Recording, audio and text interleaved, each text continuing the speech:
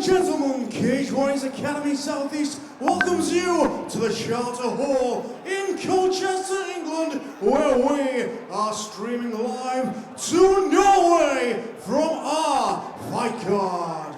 Your first bout of this evening is for an amateur title and is scheduled at 115 pounds.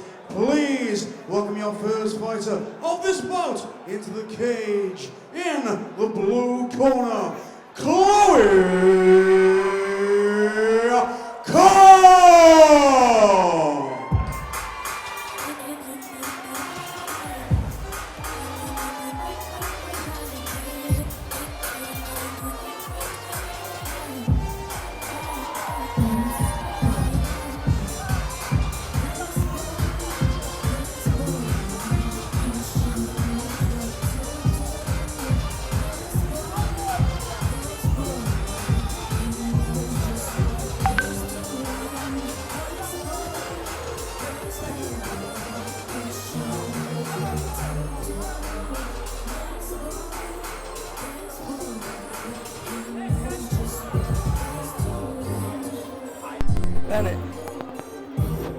And if he cuts to wide, I can move.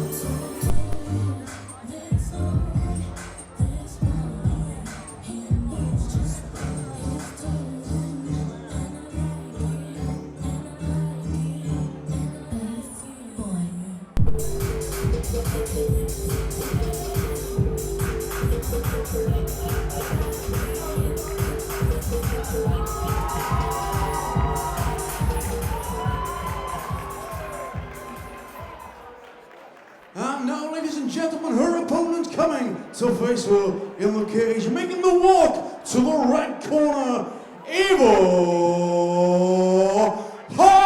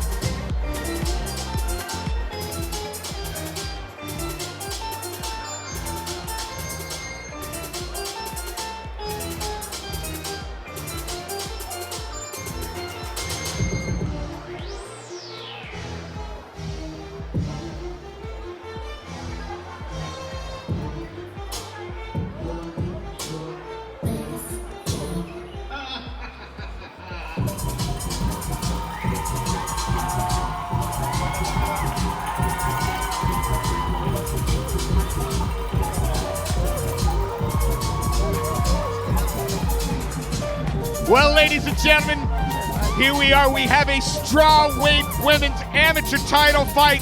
Chloe Cooke fighting out of the blue corner, wearing the purple and black shorts, as she faces one of the Cage Warriors Academy Southeast's favorite daughters, the Hoff.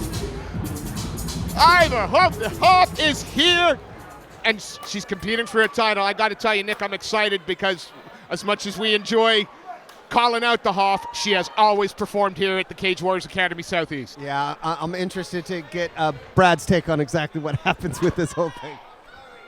Listen, man, don't hassle the Hoff. Without question. Yeah, joking aside, though, she's coming in with a 2-2 record, so a fair bit more experience than her opponent here, who I believe is making her amateur debut, or at least debut here on the Cage Warriors Academy. No nerves, though. Good. A couple of strong leg kicks coming in from Chloe Cooke there. I'm sure it's not Cooke's first rodeo either. She doesn't look like she's a first-time amateur out there. Training guide of Team Underground, who we've seen put on some good performances so far here tonight. One of the interesting things will be how Well, I have no... Hoff and Cooke continuing to work. Cooke in the center of the cage, but the Hoff looking to get up the clinch. Yeah, good job there disengaging.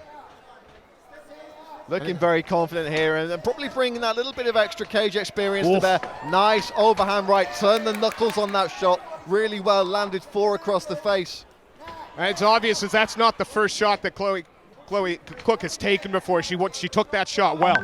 Yeah, absolutely. It's, you know, that's what we're saying. It's, you know, maybe a debut here tonight on the Cage Warriors Academy, but she's certainly been in these kind of combat situations before.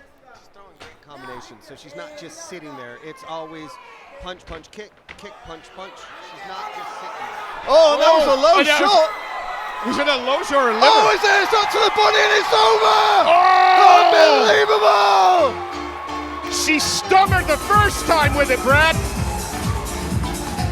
It looked very much like Hoff was trying to indicate that that first shot was below the belt. It wasn't. It was a shot to the liver.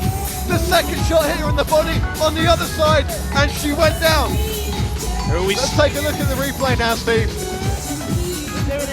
Oh, we've seen some action from earlier in the bout here. Hoff doing some great work, barreling in. Good work from Cooke there to turn her onto the cage, disengage and step back out into her range. See it now. But let's see if this is the replay of the finish there. Beautiful kick to the liver. Absolutely pitch perfect. And she looks as though maybe she wanted the referee to call it at that point. So she wasn't trying to say it was a low blow. She wanted out. She got that extra second. She took the other kick to the body on the other side, and that's all she wrote. And she set that up because she had went high with the kick, low with the kick, and the hands came up and she hit right in the center. So she watched it. You could see her eyes as it was going in, watching how the arms were going, and she baited her in for it. A fantastic performance by Chloe. Cage Warriors Academy Southeast Champion in the blue corner, Chloe.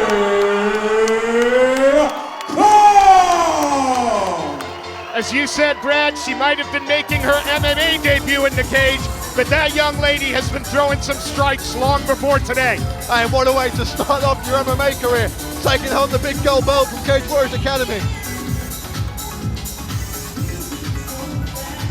Look, she was calm throughout the entire fight. She never looked like she was at least frazzled, and it proved because anytime the striking exchange became intense, she fought right back and she caught Hoff early and caught her hard.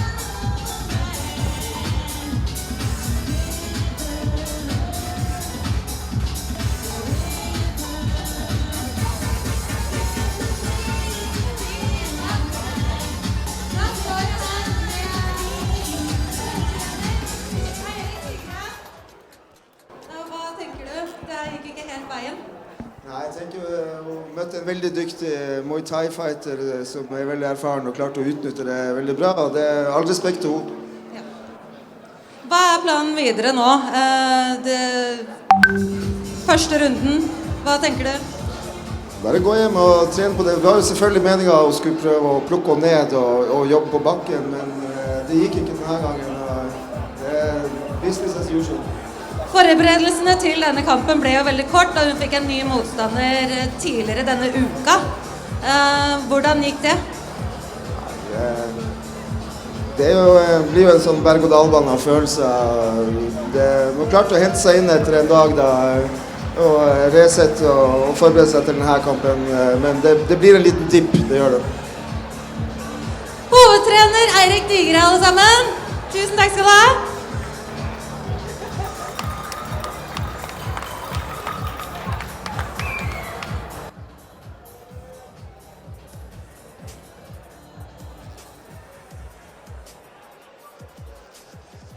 Ladies and gentlemen, your next bout of the evening is scheduled at 170 pounds. Please welcome your first fighter of this bout into the cage in the blue corner. Introducing Cyril Quijoux.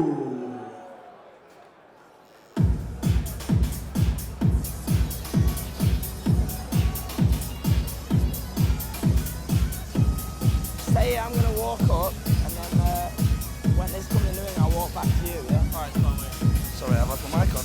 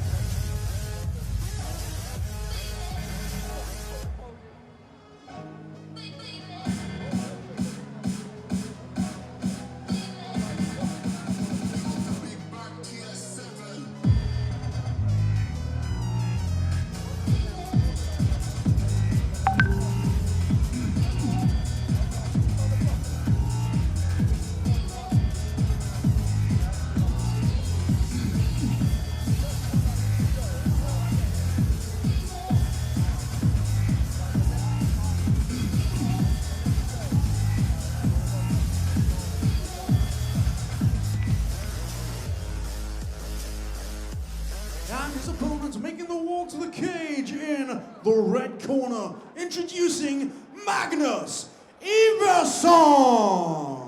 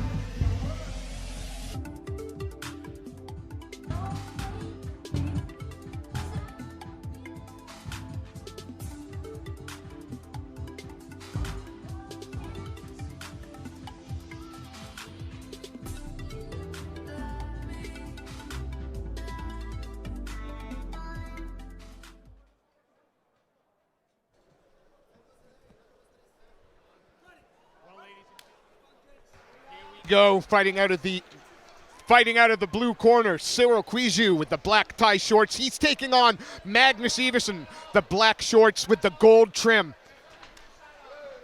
Magnus does remind me of like one of those strongmen. He definitely has the physique and strength. Yeah, I used to have a He-Man action figure in the 80s that looked pretty much exactly like that. Yeah, his name was He-Man.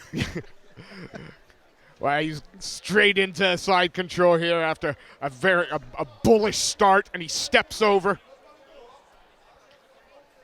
Iverson fighting out of Frontline Academy in Norway, and these guys are known for their really suffocating ground games. And he's positioning himself perfect because he's able to slide over. He'll get to that dominant, and it's not really full mount because you got the guy on the side, but it's just a wrenching, horrible position to be in because it's complete trap.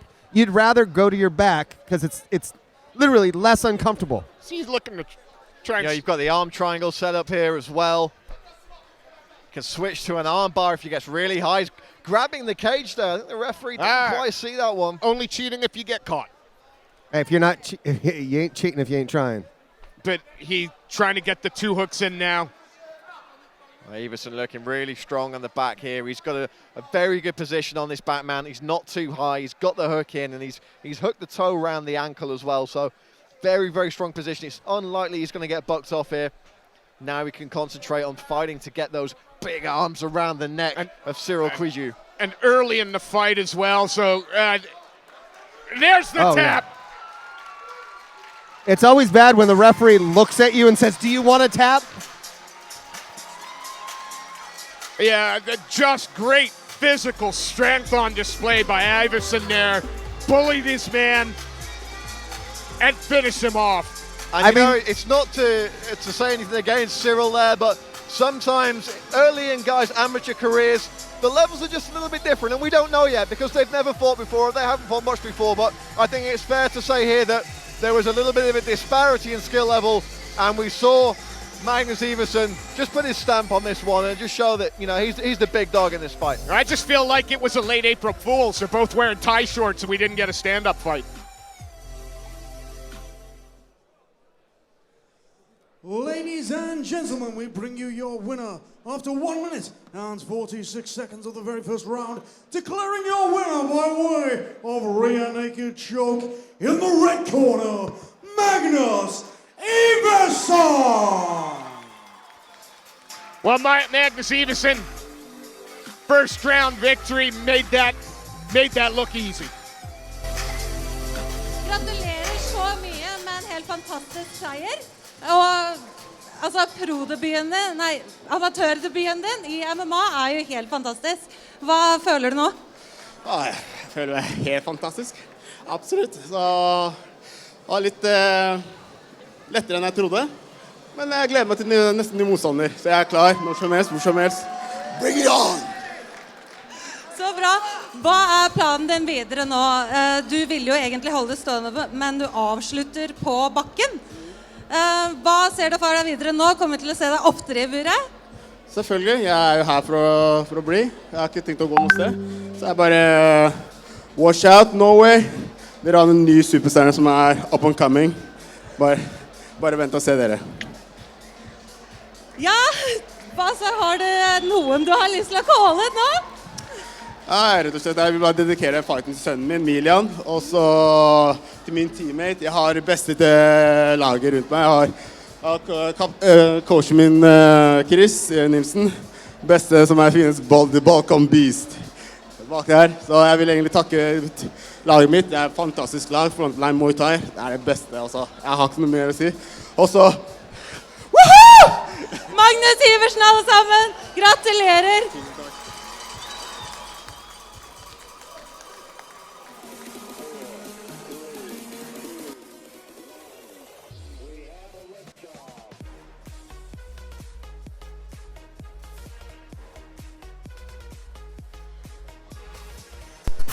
Hello, Ben.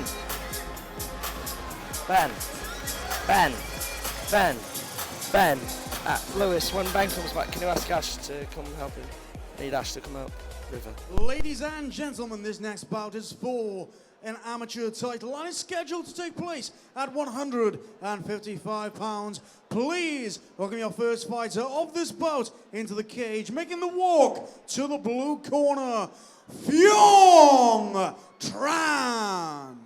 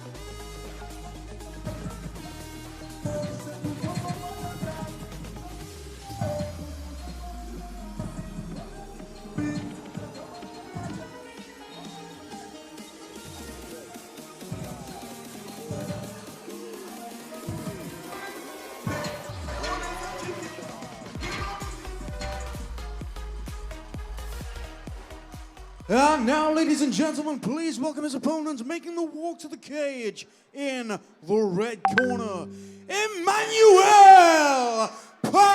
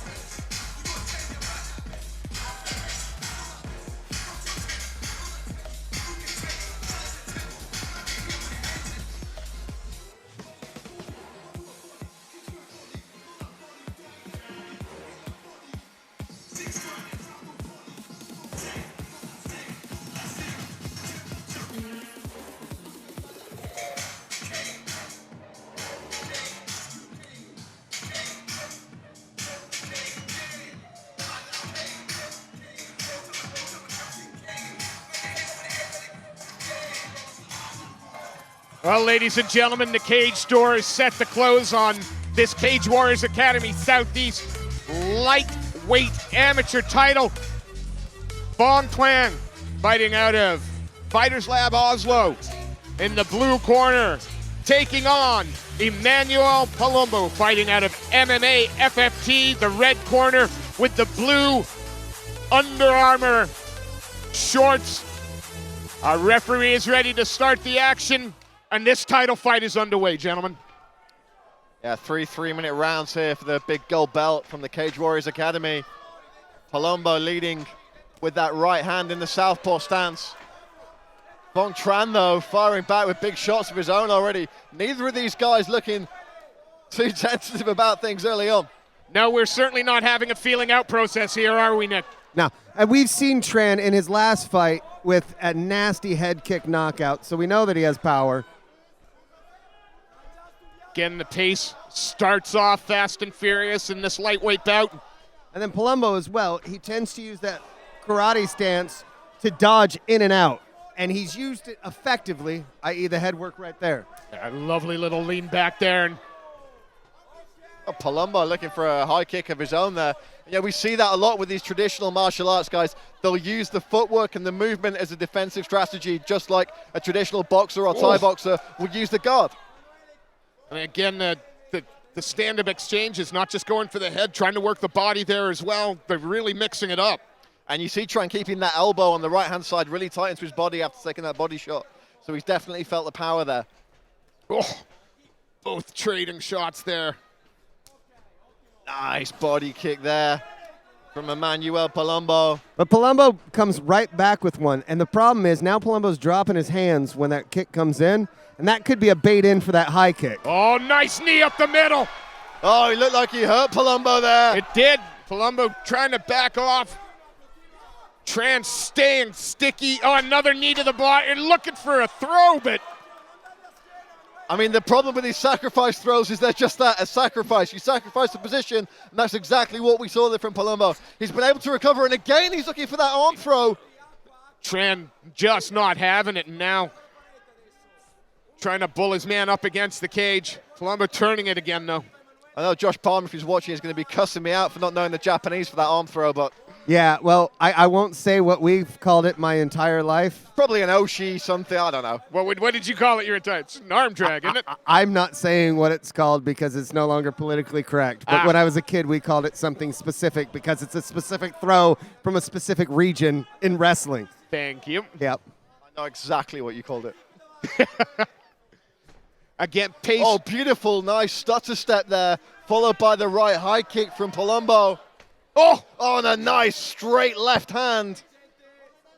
Pace dropped just a little bit, but who can blame it? It's almost a double hitter he's got here because he's fighting in the southpaw stance, which can be confusing in itself, but he's also got that traditional martial arts style with the very low hands and low elbows. So Phuong Tran is really having a little bit of an incident here, trying to figure out exactly when and where Emanuele Palumbo's shots are coming from. Now, one of the big things, though, is if you looked after that round, as soon as the bell went off, Tran took a huge breath, mouth wide open and taking a deep breath.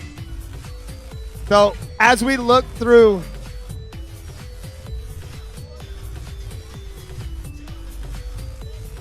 well, maybe not going to get any replays here. But you know, if you look at the physical makeup of Tran, he's the more heavily muscled guy. He's carrying a lot of that weight around the upper body, and all those muscles need oxygen. He's going to have to be taking some of these deep breaths. and one of the biggest things as well is people don't understand that even shots that don't land when you're that muscled, it forces oxygen to that specific place. Well, if you already have a ton of oxygen going there because you've got big muscles, every time you take a kick to the arms, it's pushing more blood there, and it's actually depleting the oxygen you have. Some of Tran's best work there in the clinch. I don't mean to be rude. That looks like something I would do in a tap-out challenge to stop getting killed. You know, it's a high-risk kind of maneuver. It's just like the sort of lateral drop throw in wrestling. If it works, it looks amazing, and you get in a really good position. If it doesn't, you've given up a really bad spot, and that's what we saw twice there from Emanuele Palumbo. Now, I've showed it in wrestling before, but we don't do it unless it's no-gi, because you put yourself in a position to take punches. Now, in a no-gi tournament, if you do it correctly, it works very, very well. But I would never have anyone do it in MMA. Yeah, another nice knee to the body there from Tran. But he's got the mouth open. He's taking deep breaths. And Palumbo zeroing in on the body shots in this second round.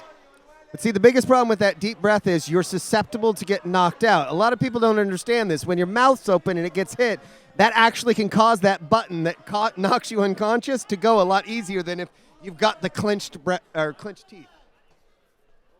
On Tran, though, biting down on his gum shield, looking to come forward again.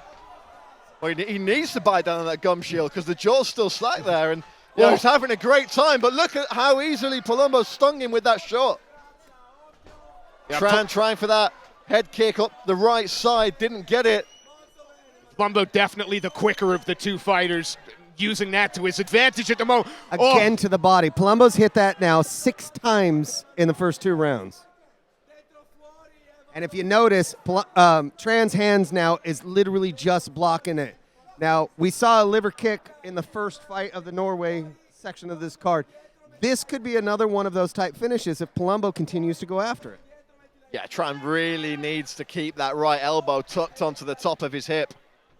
Palumbo doing really well at kind of making Tran throw and miss, I say, but then we get into a war. Tran throwing those big, heavy shots. He looks like he could knock his man out with any one of those, but the more accurate striker is Palumbo at this stage. So it really could be a battle of power versus accuracy between these two guys as the fight wears on. And of course, the more seconds tick away, the less power Tran is going to have. But the more risks he's going to take, Steve, because it's going to get to the point where he's so far behind on the cards, he's going to need that one-hitter quitter. When you throw your backside into it and you've got a ton of muscle like that, those are the fight enders. Those are the ones that... Whiffled there. Yeah, if he keeps throwing shots like that, he's going to give Emanuele Palumbo a cold if he doesn't knock him out. Some big, big whiffs there. But a lot of power from Phuong Tran. Straight to the body again, this Palumbo. Nice push kick there to keep his distance. Yeah, cardio definitely playing into the end of this round. If you notice, Palumbo's fought this entire round at his range. He's controlled it by using footwork. Yeah, and a big smile from both guys there. Both happy with the way this is going. And hey, this fight could still go either way. I don't think we were anywhere near a conclusive outcome for this one whatsoever. Now, Tran looks like he could still land that knockout blow at any second. And as we look back at these replays, we see that both guys are happy and smiling. But whenever that happens, Palumbo's able to sneak those punches in. He's the faster fighter, but we do know that Tran hits harder. And he's winging those kind of punches. And every time he lands one of those, Palumbo closes the distance. Smart enough to think, oh, no, I don't know. No. Tran, you got to figure now he's going to come in looking for the big one and done shots. But so far, Palumbo's been able to use distance and range and speed to bounce in and out. What's Tran got to do different? Is this close the distance and bully him against the cage first? He's looking for a catch. He's got to look for, okay, I know he's going to come in. He throws that body kick. I need to counter it and actually come in as he throws that body kick. And yeah, the real big problem you're going to face when you're throwing those big shots from almost your ankles is that you're so susceptible to a counter. And with a guy with great in and out movement and great lateral movement like Palumbo, if he gets his head out of the way of one of those, it leaves Tran wide open for that counter shot. And he's got razor sharp, lightning fast straight punches. There's no doubt that there's a lot of mean intention in the shots that Tran tries to throw, but they just seem that little bit too telegraphed. But, 7 times out of 10, those shots land and the man goes down. So, why would you not roll the dice? Now, he's baited him in, though. He threw that body kick early, which landed. When he threw it the second time, Tran's arm instantly went down. And when he did, he actually went high with the kick. That was a nice combination there thrown by Emanuele Palumbo up against the cage. Not happy with just one shot and done. He's using more combinations than Tran's using at the moment. Tran still landing with a lot of pop in his punches. Ooh, that was a good body shot. Oh, and a nice straight through the middle. Yeah, Palumbo's had a lot of success throwing that straight left hand down the pipe. Now working Tran against the cage. There's no need for Palumbo to get into a firefight here. He can just use those kicks to keep the range. Use that Cobra-like left hand straight down the pipe when he sees the opening. And he's constantly scoring points against Tran. Yeah, I mean, Certainly there's no lack of cardio in that guy. And we thought Tran was tired, and he might be, but he's not fighting like a man who's got nothing left in the gas tank. Well, you know, this is it now. It's all or nothing. He's got to stop this guy probably to win the fight. So empty that gas tank. You've got a minute and a half left. Why not? Nice clubbing right hand landed there. Backs Palumbo up again. When it's 3 minutes left of the fight, that last round, you just tell your fighter, you got all night to rest. Give me everything you got. I don't care if I have to carry you out of this cage. Just give it all to me. But Tran's still trying to come forward and land something meaningful. Now, Palumbo's been very shy every time they get in that clinch about the knees that landed in the first. Palumbo had a lot of success. I might close the distance and try and throw those knees again because they did hurt Palumbo in the first bad. First time in the fight, it's Palumbo taking more backward steps than Tran, and Tran is landing now. Powering forward there, a lot of forward momentum from Tran in those exchanges. He's trying to create a little bit of a frame and some distance here to get his back off the cage. But good work from Emanuele Palumbo to tie his man up. Yeah, and this is intelligent right now. Two rounds in the bag, you would have thought. This is now controlling, making sure I don't take anything foolish, looking maybe for a takedown to put a stamp on the end of the round. Oh, drags his man to the mat with that single leg. Let's see if he can come out on top here. And that's the end of the fight, the end of the round. Entertaining as heck, but I think Emanuele Palumbo, for my money, has done enough. Yeah, absolutely, but that's certainly for my money as well, Steve. One of the most exciting fights of the night we've had so far. Both these guys left it all on the line, left it all in the cage, and that's exactly what we want to see here at the Cage Warriors Academy. And it was Tran had success in the first, but I do think that those body shots early slowed him down enough that he wasn't able to attack maybe how he had wanted to. Because if you notice, once that third really sharp body kick landed, the entire fight changed. He was a bit slower on his steps, his hands were down low, so he's getting hit in the face more. And it's all about, okay, he had a great game plan going into it, Palumbo did, and he actually executed it very, very well.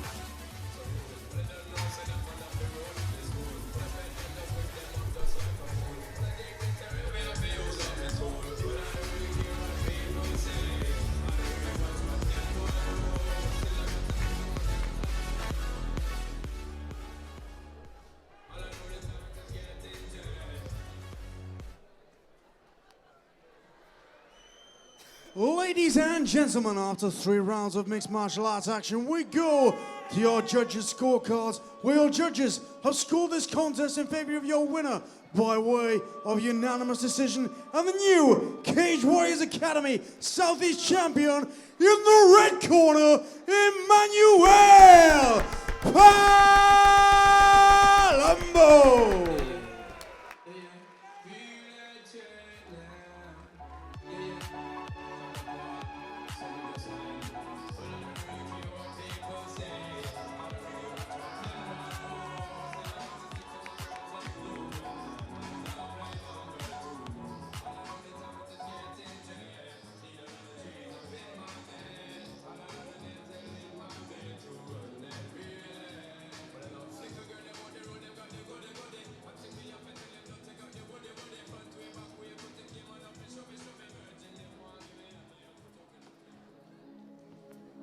Ja, da står jeg her med Phuong Tran.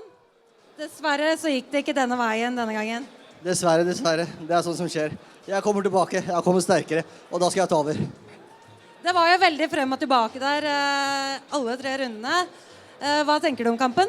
Nei, i første runde, han traff meg med noen bra spark mot kroppen, som tok ut litt luft. Så det hadde mye å si. Hva er planen min videre nå? Planen min er å komme tilbake på trening, trene, bli bedre og komme tilbake og vinne. Mine damer og herrer, Phuong Tran!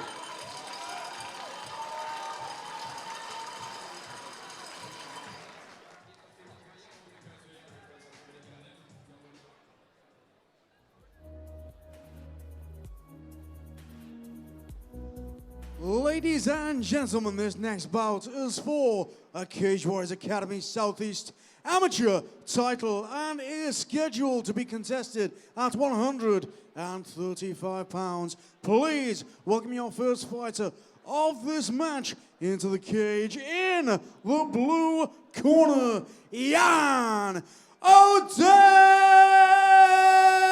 Krause.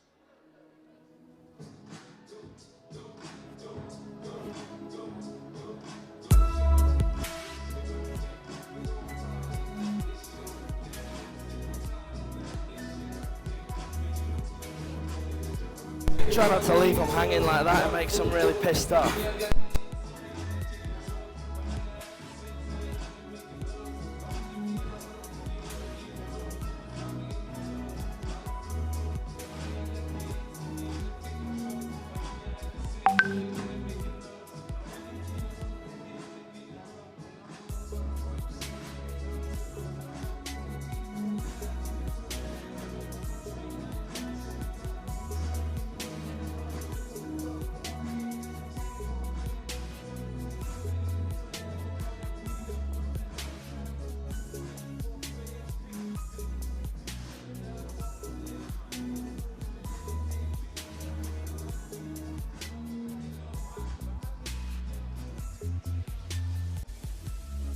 And now, ladies and gentlemen, please welcome his opponent, making the walk to the cage in the red corner, Jon Vetle.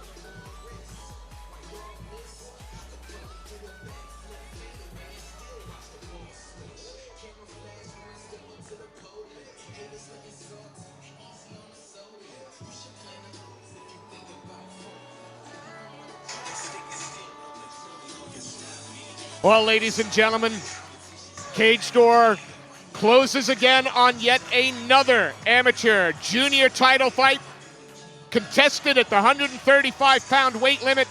Those of you who are regulars to the Cage Warriors Academy Southeast will have seen these two young men before, and young is the operative word. Two young teens, but both of them have phenomenal futures ahead of them. I'm excited to actually see these two collide. Jon Vetle in the front line, Muay Thai, black shorts, and he takes on Jan Krause from the Henzo Gracie Hamburg Academy in the black shorts with the red trim.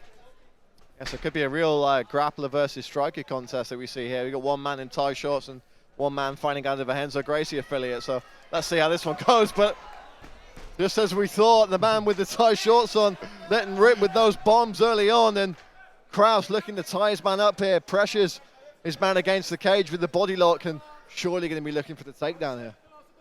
Well, if the camps are anything to go by, that's exactly what you would think. But some strong takedown D from the front line man as he tries a nice wide base against the cage, controlling the posture and making it very there's just no way you're going to complete a takedown from this position. No. Well, what's happened is he's got like a half cow catcher, and what it does is it allows you to control the man's head, keep it buried, and the great thing about it is wherever the head goes, the body follows. So if you can change the direction of the head, they can't actually take you down because they have to follow where that head's at. The cool thing, though, is Krause is smart. He keeps trying to elevate his head straight up to give him a better opportunity to actually get in deeper on that takedown. Both these young fighters showing a great deal of composure up against the cage. It's a really little thing, but interesting to note there that one of the mistakes we often see is guys, and they have their hand near the cage and they just instinctively grab it. Krause put his fist and put his knuckles on the cage to push away. So definitely good cage awareness for the young man from the Renzo Gracie Hamburg team. Both of these young men have shown great fight IQ in the times that we've seen them compete, i.e., far greater than people that are in their 20s and 30s, and these are young teenagers. And when I say young teenagers, I mean they've been teenagers for just a little while. Nice body kick there from Vetle, but immediately having to defend the takedown, which he does. Looking for the pedigree here. I thought so. It's going to be another piece of...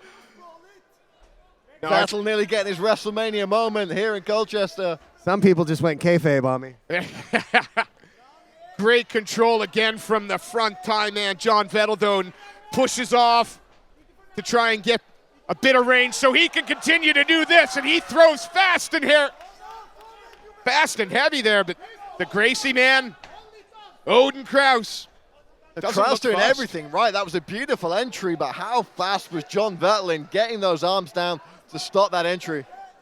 Now, this is an interesting position because both guys are kind of tied up, and if he leaves his leg or his arm behind, he's not going to go home with it. I can't see the stack.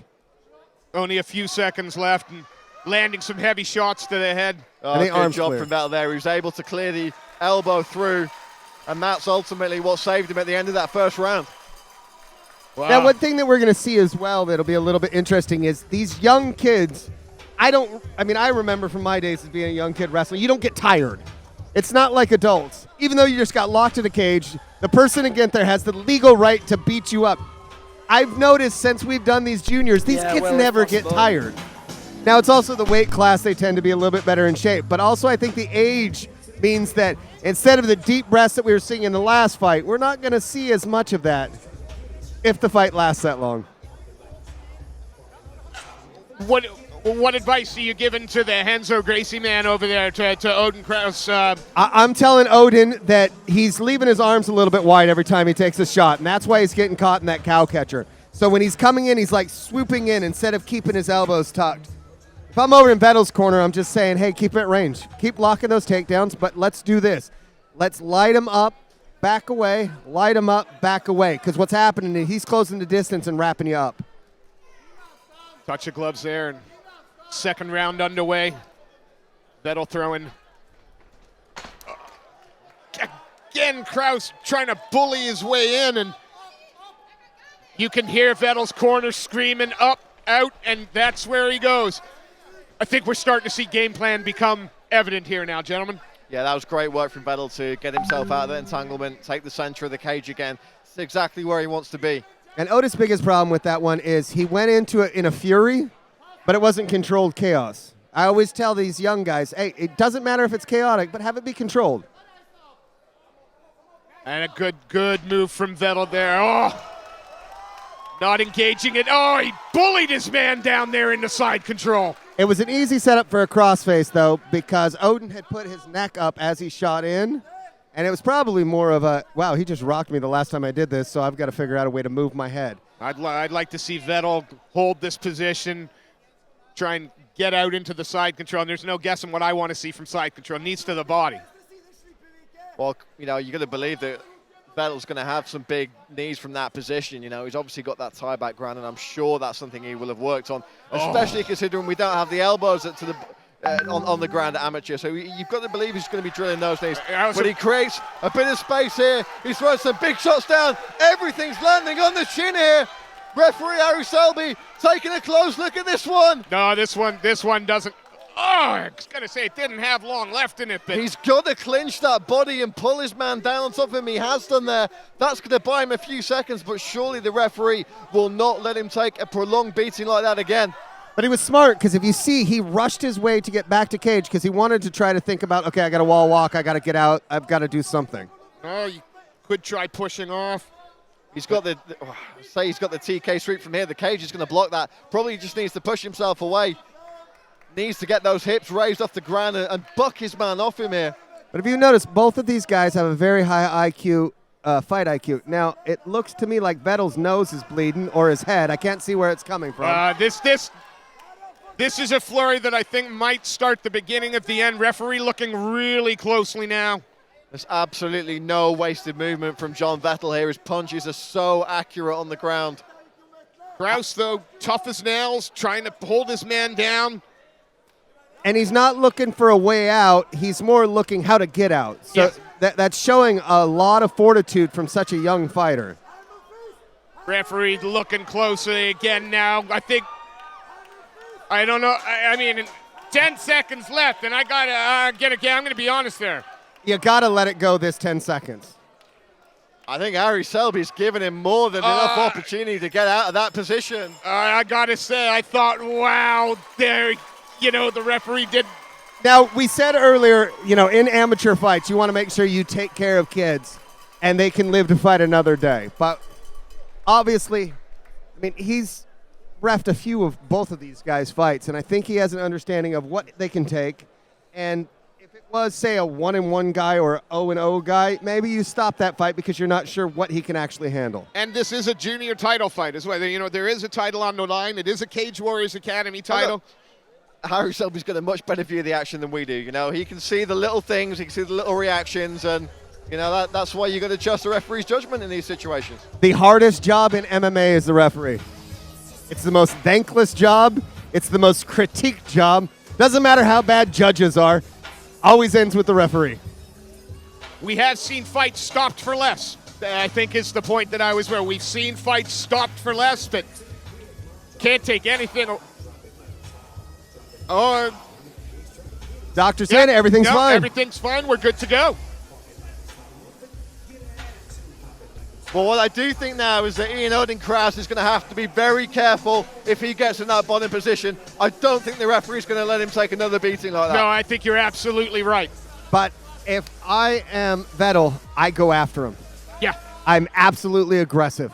Keep that chin tucked and just keep throwing the punches because he had success with it. Well, to be fair to Vettel, he's had success everywhere. He stepped over into that full mount with no issue at all against a Renzo Gracie fighter. Oh, big head nice kick, just head a kick. couple of inches too short. Toes across the teeth there from Vettel. Krause, though, still trying to get in on that takedown, bully his man up against the cage. But if you notice, there was a bit of technique in that. He backed himself into his own corner so that if he got stuck anywhere, he was in his corner to be able to listen to his cornermen give advice. Wow, he's got the trip, now looking to try and walk up into the mount, perhaps. He's going to have a solid 2 minutes to work here, and that's something we've not seen him in that kind of position so far in this fight. Vettel trying really hard to get that close guard and to just clamp him down, which he's done. Now, depending on how long they're going to hold this, they might stand him back up in 2 seconds or 30 seconds. But it's exactly the right move for Vettel to do. It takes away all of the options for the moment. Means that Krause has to work to get a better position, and it's eating time away. And Krause doesn't just have to work to get a better position. He's got to work for a finish here. He's going to have to stop this fight in the third round. No, he has to get his hands up off the mat. Right now, his right arm's trapped underneath Vettel. And if he's not working to try to actually cause some damage that's going to stop this fight, he's going to lose it. And if I'm in his corner, that's what I'm screaming. Is Vettel looking to try and bring those? Is it just for defense, or is he with a bit of room? Could he throw it up for a triangle? Well, he's got the one arm caught there, so look for the triangle to come up. Look for him to throw that leg up the other side. It's going to try and get over the top of the shoulder now, after which he'll try and put the ankle underneath his own knee. But he's got some ways to go here, and his man's recovered guard. But he was using the stack as a bait in, so he was actually letting him stack him up to try to swim that leg through. Krause saw it and was smart enough to at least move to the right side, but that was kind of a tricky little move by Vettel. It was nice. Yeah, I think you said it earlier on in the fight. The fight IQ from these guys is not what you would expect from a couple of young teenagers. It's what you'd expect from guys who maybe have been competing for 5-6 years already. Really impressive to see. And it's great to see the future of MMA. Oh, that's deep. Now the arm's bent there, so he should be okay until he can pull that arm out. If he can get the elbow past the fulcrum point, he should be okay, but He's cleared it now. He's cleared it now. Very intelligent stuff there from Enoch and Krause. Vettel's showing not only can he be dangerous standing, that on the ground he's going to make you work. He's going to look for submissions. Well-rounded skill set on display here by Vetle. Well-rounded skill set on display from both these guys. Absolutely. Both guys have had a lot to do offensively, defensively. Yeah, it was one-way traffic for Jon Vetle in the first 2 rounds, but both guys showed me a lot here, and I'll tell you what, I'll buy a ticket to either of these guys' next fight. I'm excited to see what happens when these kids turn 18, 19, 20 years old. I mean, these are people that you look at and you go, oh my God, look at them peaking. No, they're 16. Yeah, like they're not even, they've not grown into their strength, they've not grown into, They don't even understand how their bodies work yet. I mean, honestly.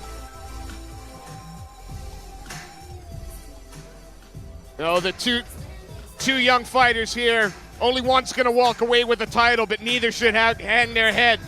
Great performance from the Renzo Gracie man. And if the rounds were 5 minutes, and he might have had a little more time to work in the third.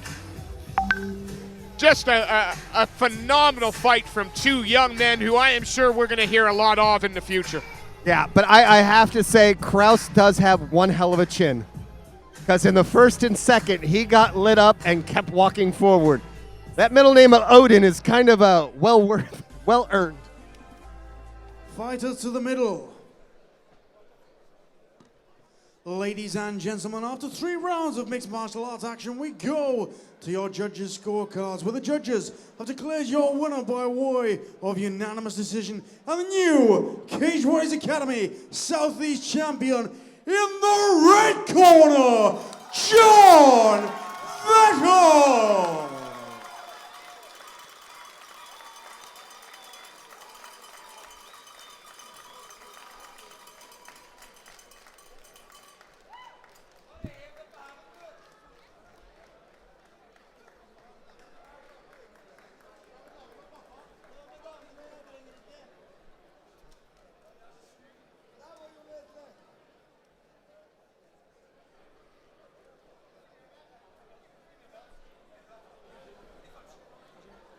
Gratulerer så mye, Jon Vetle.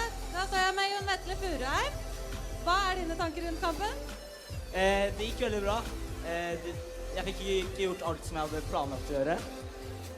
Men jeg ganske fornøyd med kampen. Og jeg veldig glad for at jeg fikk motstander. So a big applause to Krause because he came here to fight me. Thanks a lot.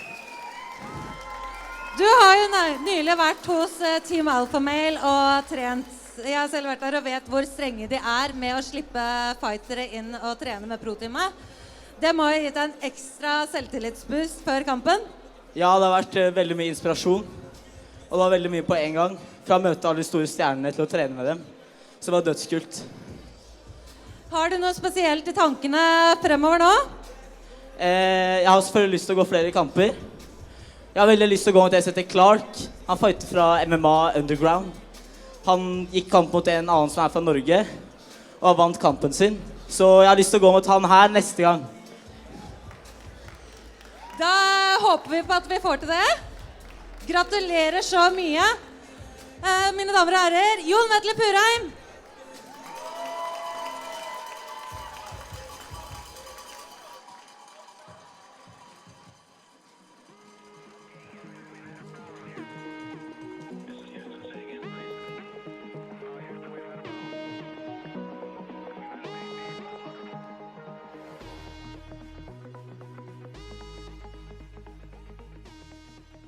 Ladies and gentlemen, this next bout is a professional contest scheduled to take place at 170 pounds. Please welcome your first fighter of this bout into the cage in the blue corner. Introducing to you, Eric Veyrier.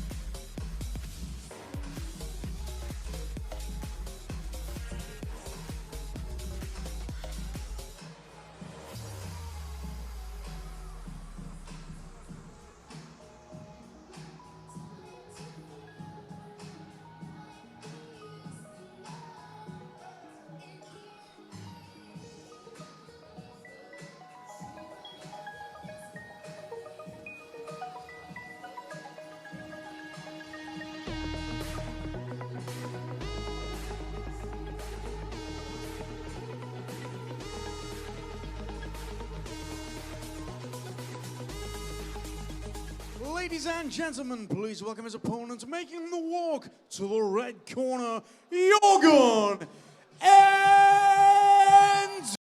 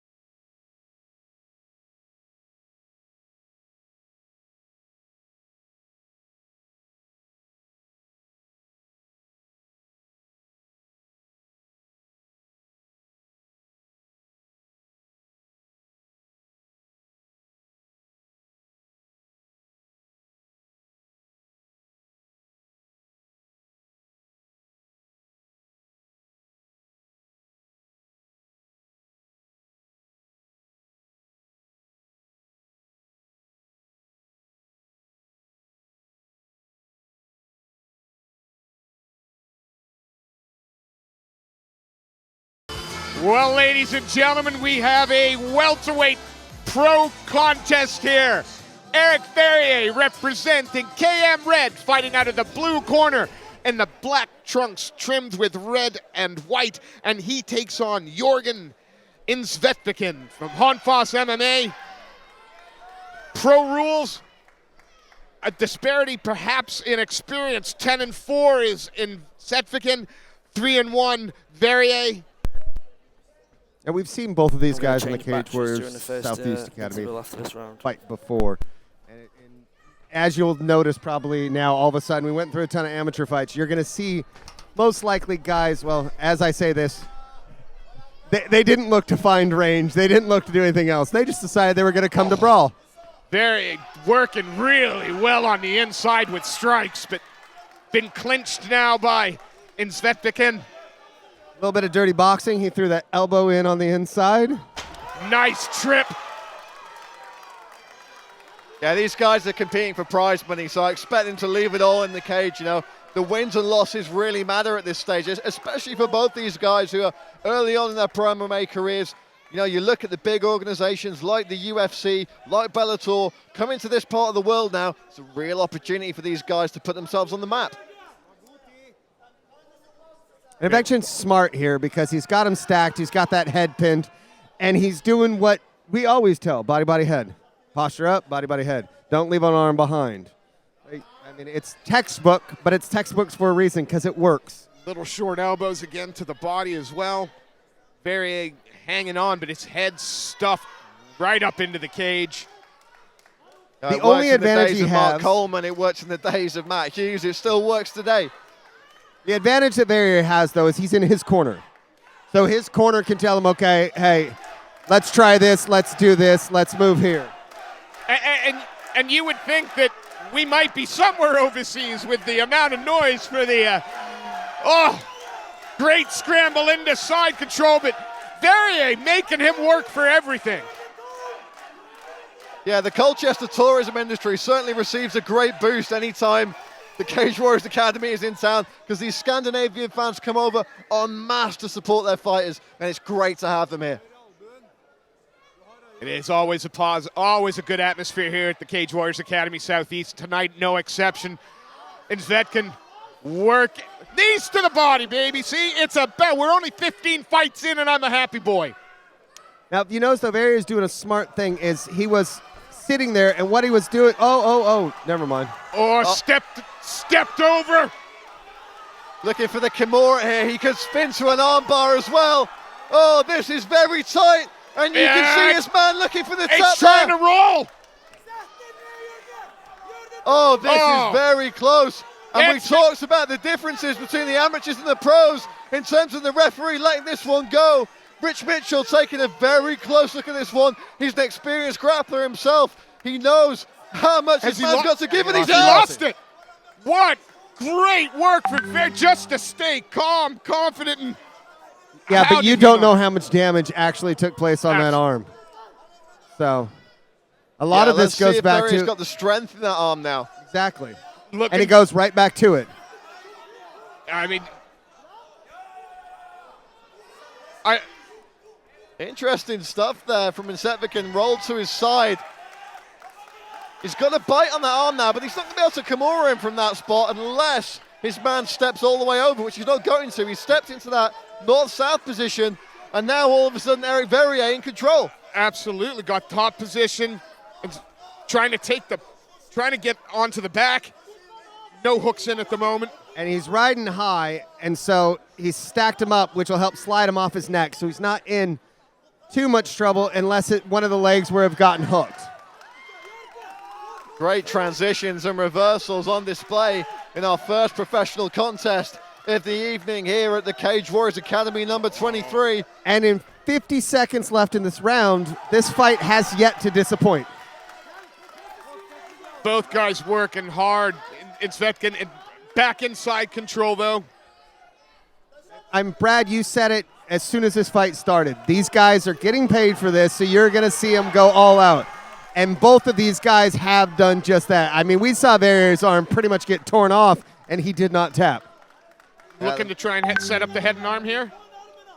He's got plenty of options. He's got the head and arm there if he can lift that arm up and get his head underneath it. He stepped into full mount instead, and now he's got the punches and elbows. And now let's see if he can cause some damage here before the round ends. He's going to drop a few bombs here.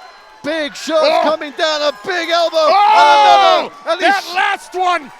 Sliced him open. That's a bad gusher right there, folks. Indsetviken cleaved his man's forehead open with a beautiful elbow. Shades of vintage Tito Ortiz there with that one.